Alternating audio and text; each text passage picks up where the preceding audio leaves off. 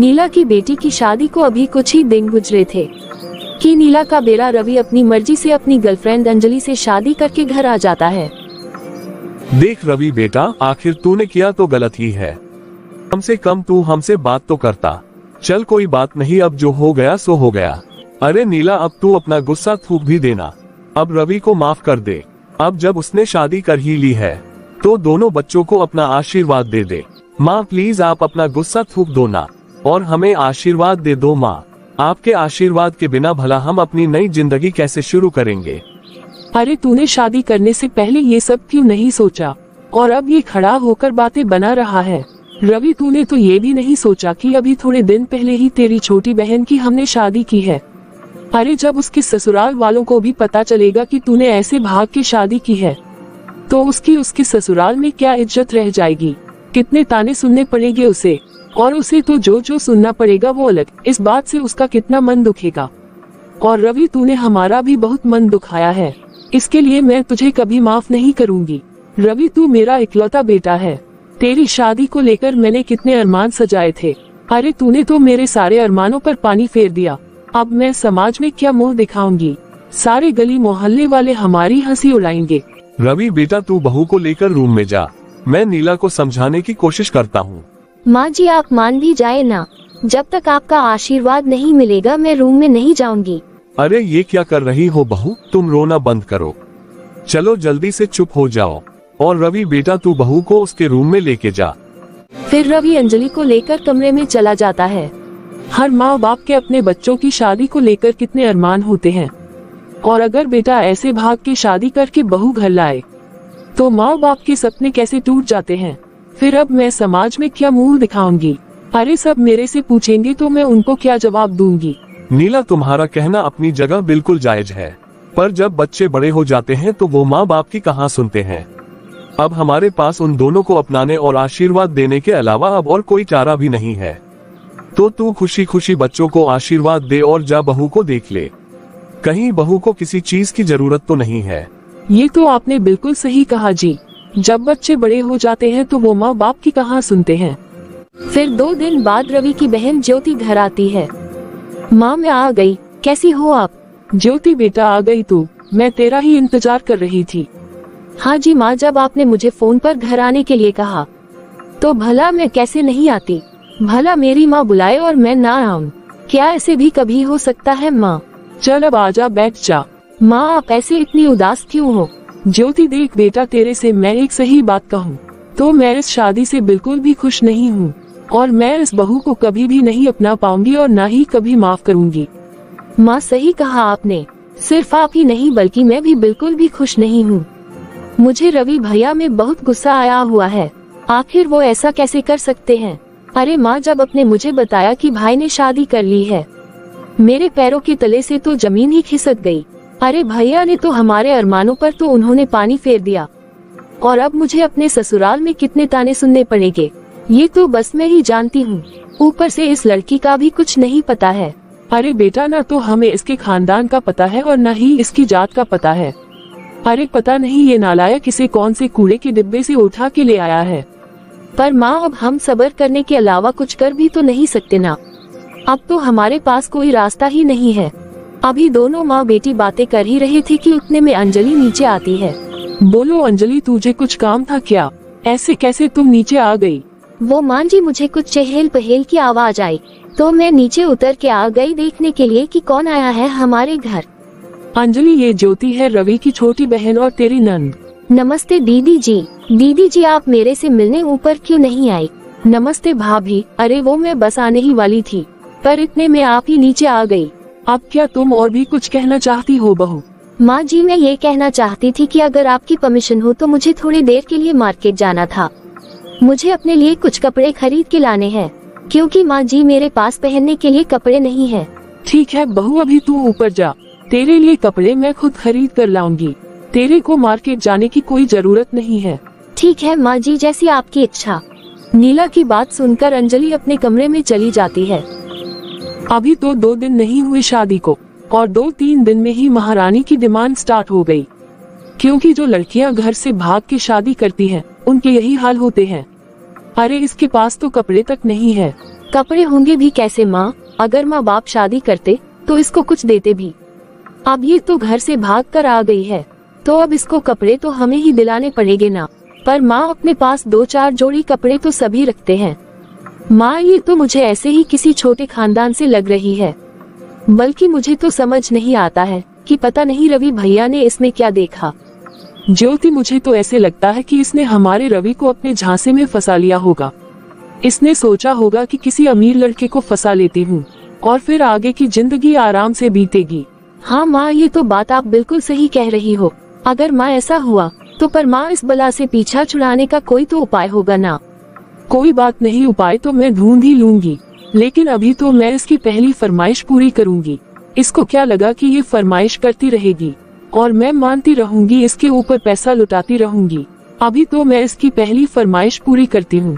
साड़ियाँ लेगी ना ये मेरे से? अभी बताती हूँ, मैं इसको दूंगी अच्छे से साड़ियाँ। आपका क्या मतलब माँ? आखिर आप क्या करने वाली है? अरे तू तो इतना भी नहीं समझी ज्योति। मेरे पास पुरानी साड़ियाँ रखी है ना, जो मैंने कितनी बार पहनी हुई है। अब तू उन सारी साड़ियों को लेके ड्राई क्लीन वाले के पास जा।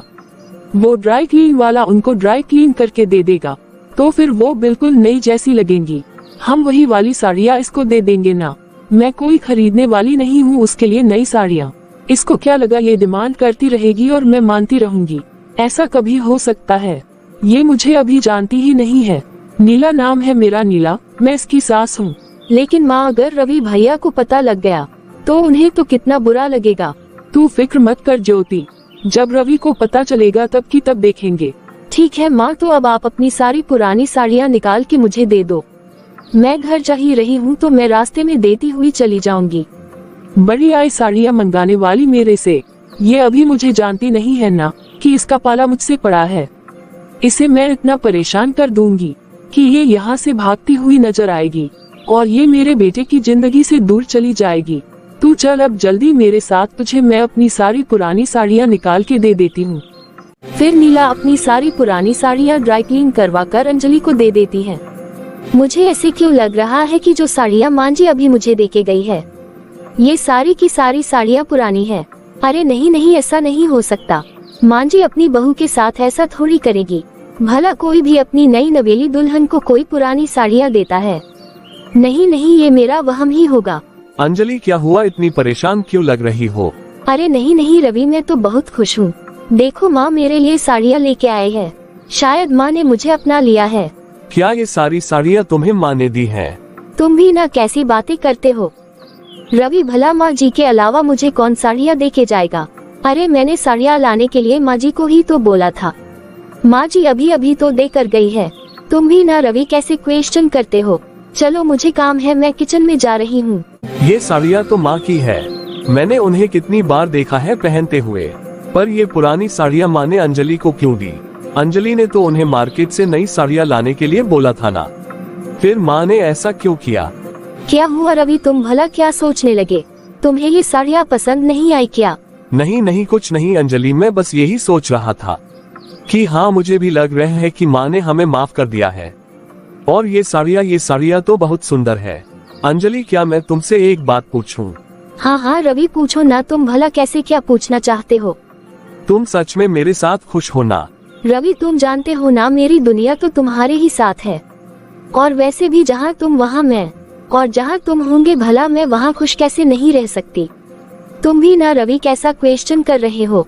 मैं जानता हूँ अंजलि, तुमने अपना सब कुछ मेरे लिए छोड़ दिया और तुम अपना सब कुछ छोड़ के यहाँ मेरे इस घर में आके रह रही हो। ये तुम्हारा एहसान ही तो है मेरे ऊपर। अब बस भी करो ना रवि। अगर तुम ऐसे उदास खड़े रहोगे तो मैं रो पड़ूंगी। चलो कहीं घूम के आते हैं। चलो अब जल्दी से मुझे कहीं घुमा के लाओ ना। जो हुकुम मेरे आका। चलो तुम फटाफट तैयार होके नीचे आ जाओ, मैं नीचे ही तुम्हारा इंतजार कर रहा हूँ। रवि बेटा, तुम लोग कहीं घूमने जा रहे हो क्या? जी माँ, मैंने सोचा कि अंजलि को आज बाहर थोड़ा घुमा के लाता हूँ, इसलिए मैंने आज अपनी सारी मीटिंग्स कैंसिल कर दी हैं। जी चलो चलते हैं, मैं रेडी हूँ। हाँ चलो चलते हैं। क्या हुआ मांझी, आप ऐसे उदास क्यों हो गई? नहीं नहीं बेटा, वो क्या है ना कि तेरे ससुर खाना खाने के इंतजार में बैठे हुए थे कि बहू खाना बना के लाएगी, पर अब तुम लोगों का घूमने का प्रोग्राम बना है तो तुम लोग जाओ, मैं इनको खाना बना कर दे दूंगी। नहीं माँ जी, आप रहने दीजिए, मैं बाऊ जी को खाना बना के खिला देती हूँ। रवि, बाहर घूमने जाने का प्रोग्राम हम और किसी दिन बना लेंगे। मेरा इतना भी मन नहीं था बाहर घूमने का। मैं बाऊ जी को पहले खाना बना के दे देती हूँ। क्या तुम खाना बनाओगी तुम? हाँ रवि, क्यों मैं खाना नहीं बना सकती क्या? अरे भाई, मुझे आता है खाना बनाना। इस घर की और तुम्हारी खुशी के लिए तो मैं कुछ भी कर सकती हूँ। हाँ ठीक है अंजलि, जैसी तुम्हारी मर्जी। तो फिर मैं चलता हूँ। बेटा अंजलि, वो क्या है ना, आज हमारी मेड नहीं आई है। वो ना कुछ दिनों के लिए छुट्टी पर गई हुई है, तो आज घर में इस वजह से झाड़ू पोछा भी नहीं हुआ है। और हाँ, थोड़े से बाथरूम में कपड़े भी धोने के लिए पड़े हुए हैं। तो बेटा पहले तू ना झाड़ू पोछा कर देना, और उसके बाद बाथरूम में जो कपड़े पड़े हैं ना, उन्हें धो के सुखा देना ऊपर। अब तुझे तो पता है ना, इस उम्र में मैं तो ये सब काम कर नहीं पाऊंगी। तो बेटा ये सब तुझे ही करना पड़ेगा। पर माँ, अंजलि काम कैसे? इसमें कोई परेशानी की बात नहीं है माँ जी, मैं देखो अभी चुटकियों में सारा काम कर देती हूँ। अरे रवि, तुम गए नहीं अभी तक? तुम्हें ऑफिस भी तो जाना था ना, तो तुम जाओ, यहाँ सब मैं मैनेज कर लूंगी। पर अंजलि, तुम काम कैसे करोगी? वो तुम्हें तो काम करने की आदत नहीं है, तो फिर कैसे? हाँ, मैं सारा काम संभाल लूंगी, तुम बेफिक्र होके ऑफिस जाओ। फिर रवि अपने ऑफिस चला जाता है और अंजलि अपने काम में लग जाती है। बधी आई रवि के साथ घूमने जाने के लिए। तू अभी जानती नहीं है मुझे, तेरी अक्ल ना ठिकाने लगा दी ना, तो मेरा नाम भी नीला नहीं। फिर थोड़ी देर के बाद, बाऊ जी आप डाइनिंग टेबल पर आ जाओ, मैंने आपके लिए खाना बना दिया है। हाँ बेटा चलो, मैं आ गया। लाओ मुझे दे दो बेटा। बाऊ जी, आपको किसी और चीज की जरूरत हो तो आप मुझे बता दीजिए, मैं यहाँ किचन में ही हूँ। सदा खुश रहो बेटा जी। माँ जी, आपको कुछ काम था? अंजलि बेटा, बहुत सारे कपड़े पड़े हुए हैं प्रेस के लिए, तो तू सारे कपड़ों पर प्रेस कर देना। और हाँ, बाजार जाकर कुछ सामान भी खरीद के लाना है, तो वो भी खरीद लाना तू। और उसके बाद छत पर जाके झाड़ू लगा देना, और अगर टाइम मिल जाए तो थोड़ी सी मेरी कमर भी दबा देना। मेरी कमर में ना आज बहुत दर्द हो रहा है, नहीं तो मैं भी थोड़ा काम तो संभाल ही लेती, पर अब तो मैं बिल्कुल नहीं कर पाऊंगी कोई काम। जी माँ, मैं सारा काम संभाल लूंगी, आप चिंता मत कीजिए, आप जाके बस आराम कीजिए। और बेटा सारा काम जब हो जाए तो मेरी कमर दबाने जरूर आ जाना, मेरी कमर में आज बहुत दर्द हो रहा है। ठीक है माँ जी, इसके अलावा भी कोई काम हो तो माँ जी आप बेफिक्र मुझे बता दीजिए, मैं वो भी कर दूंगी। हाँ बेटा, पर अभी तो फिलहाल कोई काम नहीं है, अभी तो तुम्हें जितना बताया है सिर्फ उतना ही है। बेटा पहले तू इस्त्री कर ले कपड़ों पर, क्योंकि अभी उसी में तेरे को 2-3 घंटे लग जाएंगे, बहुत सारे कपड़े पड़े हुए हैं ना।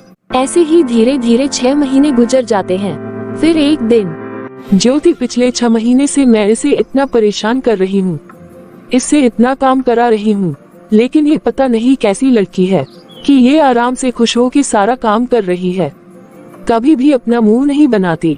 बल्कि बेटा उल्टा मैं ही थक गई इसे काम दे दे के, पर वो नहीं थकी काम कर करके, दिन रात कभी भी कोई भी काम दे दो, हाँ जी मम्मी, हाँ जी मम्मी करते हुए सारा काम कर देती है, और तो और काम भी बहुत खुश होके करती है। पता नहीं कैसी लड़की है ये, पता नहीं किस मिट्टी की बनी हुई है कि हार ही नहीं मान रही है। माँ आप भी ना भोली की भोली रही, भला इतने अमीर लड़के को देख के वो कहाँ जाएगी? उसके घर में हो सकता है खाने को भी ना हो, यहाँ पे उसे अच्छा खाने को मिल रहा है, ऐसे थोड़ी जाएगी कोई भैया को छोड़ के। मुझे तो लगता है माँ आपका रवि भैया की दूसरी शादी करने का ख्वाब ही रहेगा।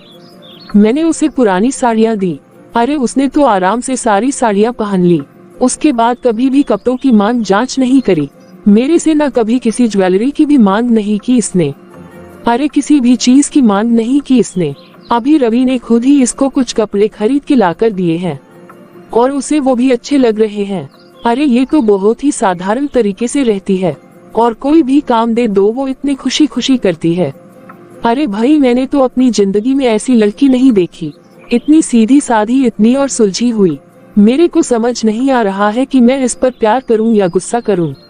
लगता है माँ आपने तो हार मान ली, रवि भैया की दूसरी शादी अब तो आप भूल ही जाए। फिर तो तू देखना ज्योति, इस बार मैं अपने रवि की शादी बहुत पढ़ी लिखी और संस्कारी लड़की से करूंगी। पर पहले ये तो जाए ना उसकी जिंदगी से, तभी तो कुछ हो पाएगा ना। इतने में रवि घबराया हुआ घर के आता है। बेटा तू इतना घबराया हुआ क्यों है, क्या हो गया? माँ हमें बिजनेस में बहुत बड़ा लॉस हो गया है। हम बर्बाद हो गए माँ, हम दिवालिया हो गए। ये क्या कह रहे हो भैया आप? हाँ मैं सही कह रहा हूँ। अब तुम दोनों इस तरीके से मुंह लटकाए कब तक बैठे रहोगे? इस परेशानी से निकलने का कोई तो उपाय होगा ना। इस घर को बेचने के अलावा हमारे पास और कोई रास्ता नहीं है माँ। ये क्या कह रहे हो रवि तुम? इस घर से तो मेरी बहुत यादें जुड़ी हुई है। इस घर को तुम बेच दोगे तो हम कहाँ जाकर रहेंगे? रवि तू ऐसे नहीं बोल। अरे नहीं नीला, मैंने सारे रिश्तेदारों से भी हेल्प मांगी पर सबने पैसे देने से मना कर दिया। ज्योति सुना तूने? तेरे बाबूजी क्या बोल रहे हैं? कह रहे हैं कि हमें घर बेचना पड़ेगा। ज्योति अगर ये घर बिक गया तो हम कहाँ जाएंगे? माँ आप दुखी ना हो, भगवान कोई ना कोई रास्ता जरूर निकालेगा। हमने हमेशा सब रिश्तेदारों की मदद की है, पर आज जब हम पर मुसीबत आई है तो सबने हाथ खड़े कर दिए। रवि तू एक बार और फोन कर, क्या पता किसी को हम पर दया आ जाए, कोई हमारी मदद कर ही दे। माँ इतनी बड़ी रकम से भला कौन रिश्तेदार हमारी मदद करेगा? भूल जाओ माँ की कोई मदद नहीं करने वाला है। नीला अब तो कोई रास्ता नहीं दिखाई दे रहा, हम बिल्कुल कले हो गए, कले। हम बर्बाद हो गए हैं, बर्बाद। रवि इस मुसीबत से निकलने का और कोई रास्ता नहीं है क्या? माँ इस मुसीबत से अब हमें बस अंजलि ही बाहर निकाल सकती है। भला इस मुसीबत में अंजलि हमारी कैसे मदद कर सकती है, वो भी इतनी बड़ी रकम की? ये क्या कह रहे हो रवि तुम? हाँ माँ मैं ठीक कह रहा हूँ। पर वो कैसे रवि? इतनी बड़ी मुसीबत देख के ना लगता है तेरा दिमाग फिर गया है। भला वो अंजलि हमारी कैसे मदद करेगी? भला वो अनपढ़ गवार जिसके खुद खानदान का आता पता नहीं है, वो हमारी क्या मदद करेगी? तू भी ना रवि कुछ भी बोले जा रहा है। मैं सही कह रहा हूँ माँ, मेरा विश्वास कीजिए। वो कैसे बेटा? बाबूजी आपने सेठ हीराचंद लालवानी का नाम तो सुना ही होगा। हाँ बेटा, उन्हें कौन नहीं जानता, वो तो बहुत ही बड़े बिजनेसमैन है बेटा। उन्हें तो इस शहर का बच्चा बच्चा जानता है। अगर सेठ हीराचंद लालवानी हमारी इस मुसीबत में मदद कर दे तो हम इस मुसीबत से यूं चुटकियों में निकल जाएंगे। लेकिन बेटा सेठ हीराचंद लालवानी भला हमारी क्यों मदद करने लगे? वो तो इतने बड़े बिजनेसमैन है। अगर अंजलि उनसे रिक्वेस्ट करेगी तो हो सकता है उसके कहने पर वो हमारी मदद कर सकते हैं। पर रवि इतना बड़ा बिजनेसमैन भला अंजलि की बात क्यों मानेगा? वो इसलिए माँ क्योंकि सेठ हीराचंद लालवानी अंजलि के पिता हैं। क्या रवि तू ये क्या कह रहा है? हाँ माँ यही सच है, अंजलि बहुत बड़े परिवार की बेटी है। अंजलि सेठ हीराचंद लालवानी की इकलौती बेटी है। मैं तो उनके सामने कहीं स्टैंड ही नहीं करता। पर माँ जब से हमने भाग के शादी की है तब से उसके पिता उससे नाराज है। पर हो सकता है कि हमारी परेशानी और अंजलि की परेशानी देख के हो सकता है वो हमारी मदद कर दे। हे भगवान, ये मैंने क्या कर दिया? क्या हुआ माँ, आप ऐसे चौंक क्यों गई?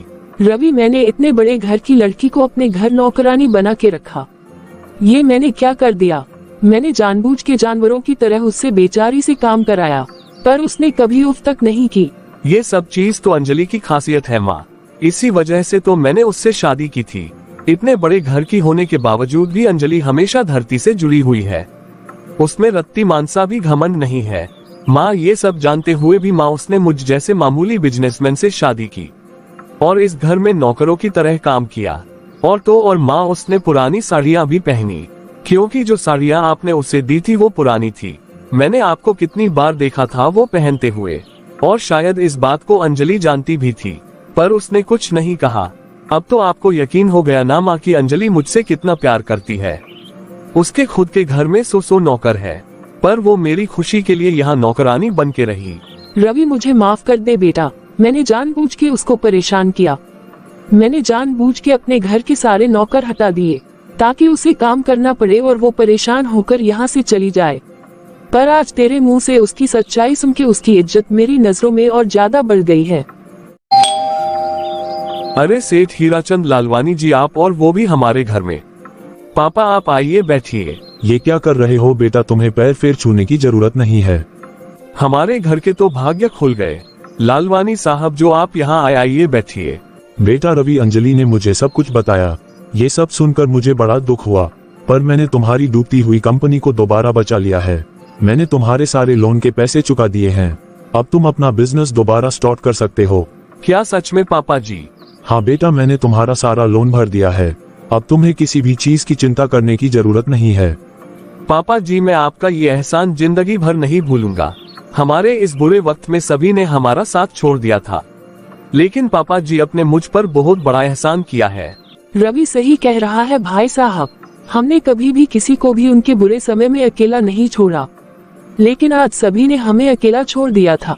बहन जी आप चिंता मत कीजिए, अब हम सब भी तो एक परिवार ही है। अंजलि तो आपके घर जी सिर्फ बहू है, लेकिन अंजलि की वजह आज हमारा परिवार और भी बड़ा हो गया है। भाई साहब आपकी बेटी सचमुच बहुत ही गुणी और संस्कारी है। असल मायने में ये बड़े घर की बेटी है, और इतने बड़े घर की बेटी होने के बावजूद भी इसमें रत्ती भर भी अहंकार नहीं है। मेरा रवि तो धन्य हो गया ऐसा जीवन साथी पाके, और आप भी धन्य हो जिसने ऐसी बेटी को जन्म दिया। अंजलि बेटा, आज तूने मेरा सिर गर्व से ऊंचा कर दिया। मैं धन्य हो गया तेरी जैसी बेटी पाके।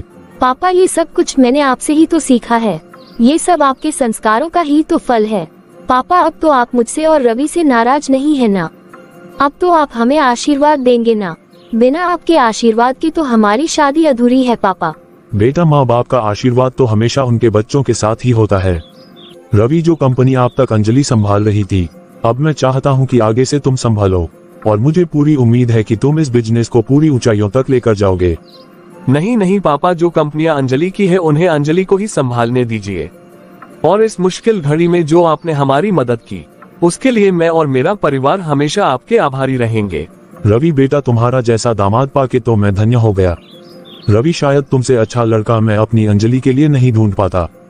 चलो बेटा, अब मैं चलता हूँ, तुम्हारी माँ भी परेशान हो रही होगी। अच्छा भाई साहब, अब मैं चलता हूँ। भाई साहब, आपका एक फिर से बहुत बहुत धन्यवाद। आपने जो हमारे लिए किया है वो कोई भी किसी के लिए नहीं करता। हम आपका ये एहसान जिंदगी भर नहीं भूलेंगे। भाई साहब, आप ऐसे ही परेशान हो रहे हैं, अब आपके बुरे वक्त में हम नहीं खड़े होंगे तो और कौन होगा। आप चिंता मत कीजिए, चलिए अब आप मुझे आज्ञा दीजिए। फिर अंजलि के पापा वहाँ से चले जाते हैं। भाभी आप मुझे माफ कर दीजिए, मुझसे बहुत बड़ी गलती होगी आपको पहचानने में। ये क्या कह रही हो ज्योति दीदी आप? भाभी मैं सही कह रही हूँ, एक्चुअली सही मायने में आप बड़े घर की बेटी है। हर लड़की को आपकी तरह ही होना चाहिए।